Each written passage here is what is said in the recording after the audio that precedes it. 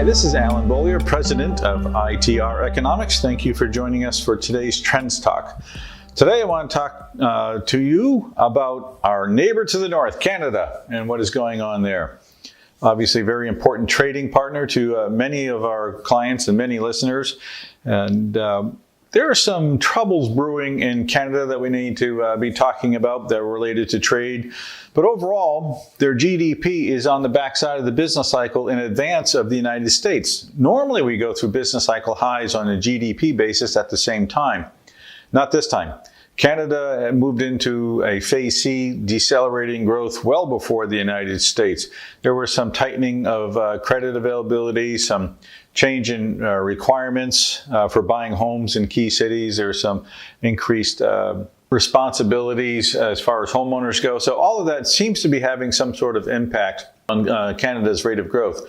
At the same time, the factors that make up GDP all move to the backside of the business cycle, so I cannot point to one. The largest segment of Canada's economy is personal household consumption. That's 58% of their GDP. That's at a 2.6% growth rate, which is okay, but it's in phase C, decelerating rate of rise. And the 3/12 is at 0.8%. That's very thin. So there's more downside pressure on 58% of the economy. The ITR leading indicator for retail sales activity is saying that that deceleration will continue through 2019 into early 2020. At the earliest, we'll see a low first quarter 2020.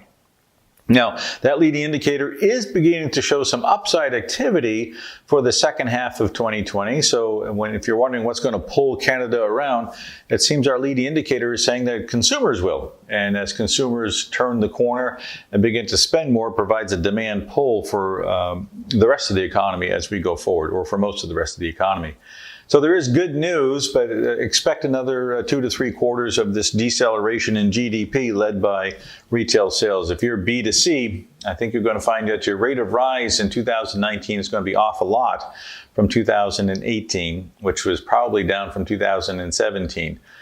This is a time to be very careful of your cash. This is a time to be thinking about what do you need to do without, so that you're not spending money you shouldn't be spending. But at the same time, ask yourself, what am I going to need when I'm busier second half of 20 and in 2021? What should I be spending money on? If you're at all tied to industrial production or GDP or consumer activity, you will have a nice future out there, a nice 18-month rise in 20 and 21. But you have to get there by being careful with your cash and then put in place that which you're going to need. Of course, to do that, you need to know how you fit into the economy. So compare your 12/12 rate of change to the GDP 3/12 rate of change or to the Canada industrial production 12/12 rate of change. Then you'll know whether you lead, you lag, or you're coincident. And then you'll also know what leading indicators to use. If you're not sure how to do that, you can go to our website and take a look at DataCast. You can sample DataCast there, or just reach out to us and we'll give you some tips or see if we can help you out. The second largest segment of the economy for Canada is government consumption, which is 20% of the economy. That is also in a slowing rate of rise mode at 3.7%, but the quarterly number has popped up nicely to 4.9%. The 3/12 above the 12/12 signifies we're going to continue to see the government spend more money, maybe at a decelerating pace.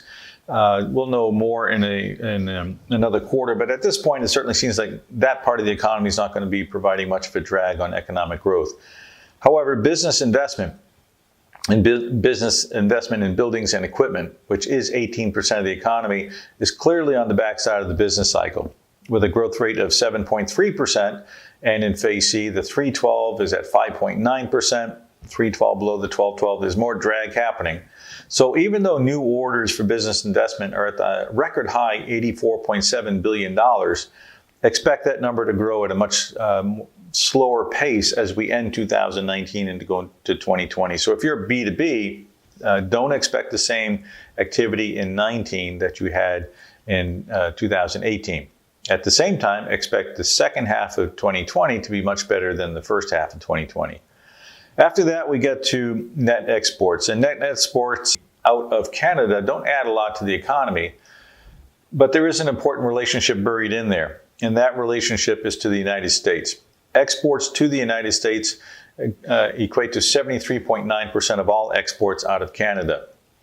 Those exports to the United States have fallen very noticeably. The last quarter, they came in 5.9% below year-ago levels. The dollar amount of exports to the United States is in decline. Some of that is because the United States is slowing down, so there's less demand. Some of that is because of the lack of ratification of the new USMCA, as it is called here in the States.